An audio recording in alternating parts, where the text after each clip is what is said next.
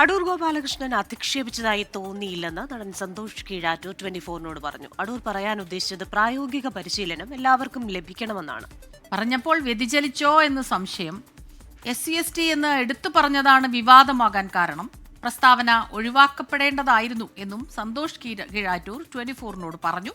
Alex Ram Muhammad തയ്യാറാക്കിയ report. അതേ വേദിയിൽ തന്നെയാണ് അടൂർ ഗോപാലകൃഷ്ണനെ പോലെ മഹത്തായ ഒരു സിനിമാ പ്രവർത്തകൻ അത്തരത്തിൽ പട്ടികജാതി വിഭാഗക്കാർക്ക് കൊടുക്കുന്ന സബ്സിഡിയെപ്പറ്റി അഭിപ്രായം ഉന്നയിക്കുന്നതും വേദിയിൽ തന്നെ അതിൽ തിരുത്തുണ്ടാകുന്നു.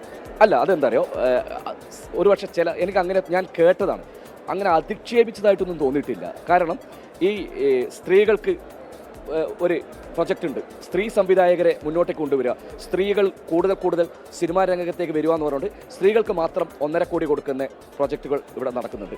അതുപോലെ തന്നെ ഇവരെ SC/ST പെട്ടവർക്ക് ഒക്കെ ഫണ്ട് കൊടുക്കുന്നുണ്ട്. അപ്പോൾ സാറ് പറയാൻ ഉദ്ദേശിച്ചത് എനിക്ക് ഇങ്ങനെയാണെന്ന് തോന്നുന്നു, പ്രായോഗിക പരിശീലനം എല്ലാവർക്കും കിട്ടണം. ആ പ്രായോഗിക പരിശീലനം കിട്ടിയാൽ മാത്രമേ ഒരു നല്ല സിനിമകൾ ഉണ്ടാക്കാൻ സാധിക്കുകയുള്ളൂ. അതാണ് സാർ പറയാൻ ഉദ്ദേശിച്ചത്. അപ്പോൾ ഒരുപക്ഷെ സാർ പറയുന്നതിൻ്റെ അങ്ങനെ കോണ്ടക്സ്റ്റ് മാറിപ്പോയോ എന്നൊരു സംശയമുണ്ട്. അത് പിന്നെ സാറിൻ്റെ ഒരു പ്രായവും ഇതൊക്കെ പരിഗണിച്ചുകൊണ്ട് ആരെയും എന്താ പറയുക അങ്ങനെ അപഹാസ്യപ്പെടുത്തുന്ന രീതിയിലൊന്നും അല്ല സാർ പറഞ്ഞിരിക്കുന്നത്. 100% ഉറപ്പാണ്.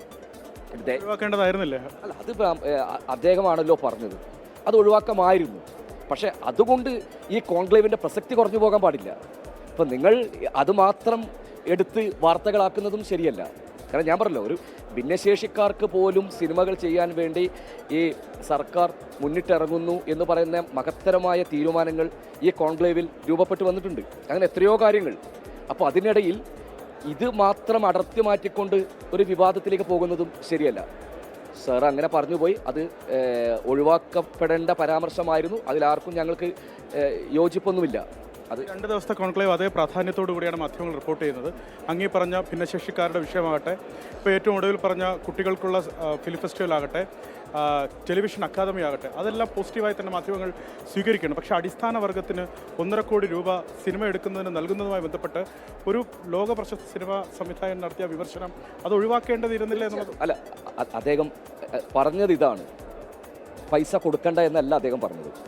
അദ്ദേഹം പറഞ്ഞത് കൃത്യമായിട്ട് ഞാൻ പറയാം. അദ്ദേഹം പറഞ്ഞത് ഇങ്ങനെ ഫണ്ട് വാങ്ങി സിനിമ ചെയ്യുന്നവർ അവർക്ക് പ്രായോഗിക പരിശീലനം, സിനിമാ സംവിധാനത്തിൽ കൂടുതൽ പ്രായോഗിക പരിശീലനം കൊടുക്കണം എന്നൊരു വാക്കും കൂടി അവർ ഉപയോഗിച്ചിരുന്നു. പക്ഷെ അതിൽ SC/ST എന്ന് എടുത്തു പറഞ്ഞതാണ് ഈ പറഞ്ഞ വിവാദത്തിന് കാരണം. അവർക്ക് പ്രായോഗിക പരിശീലനം കൊടുക്കണം, പിന്നെ ഫണ്ട് കൊടുക്കാൻ പാടില്ല.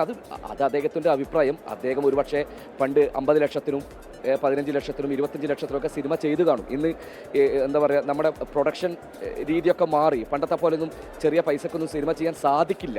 എല്ലാത്തിനും വില കൂടി. അപ്പോൾ ആ 1.5 ലക്ഷത്തിന് ഇത്ര പൈസ കൊടുക്കണ്ട എന്ന് പറഞ്ഞതൊന്നും അദ്ദേഹം പറയാൻ പാടില്ലാത്തതായിരുന്നു. ഒരുപക്ഷെ അത്രയും വലിയ ഒരു ലോകപ്രശസ്തനായ സംവിധായകരിൽ നിന്നും നമ്മൾ കേൾക്കാൻ ആഗ്രഹിച്ച വാക്കുകൾ അതല്ല. കാരണം അദ്ദേഹത്തിൻ്റെ ഒരു വീക്ഷണം, ഒരു സിനിമ നയം രൂപീകരിക്കുമ്പോൾ, പക്ഷേ സാർ അതിന് മുമ്പേ ഒരു വലിയ ഒരു റിപ്പോർട്ട് കൊടുത്തിട്ടുണ്ട്.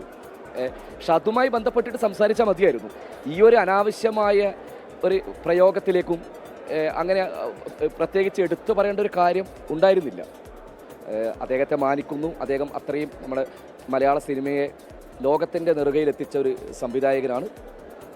പക്ഷെ അദ്ദേഹം അങ്ങനെ ആരും അപഹസിക്കാൻ പറഞ്ഞതായി തോന്നുന്നില്ല. പക്ഷെ ഒഴിവാക്കപ്പെടേണ്ട ഒരു പരാമർശം തന്നെയായിരുന്നു. അതിൻ്റെ പേരിൽ, അങ്ങനെ ഒരു പരാമർശത്തിൻ്റെ പേരിൽ കോൺക്ലേവിൻ്റെ നിറം മങ്ങിപ്പോകാൻ പാടില്ല. ലോകത്തെവിടെയായാലും ഏത് സമയത്തും 24 വാർത്തകളും ഓഗ്മെന്റഡ് റിയാലിറ്റി പാക്കേജുകളും എക്സ്പ്ലെയിനറുകളും വിശദമായി കാണാൻ ഞങ്ങളുടെ YouTube ചാനൽ നിങ്ങൾക്ക് സബ്സ്ക്രൈബ് ചെയ്യാം.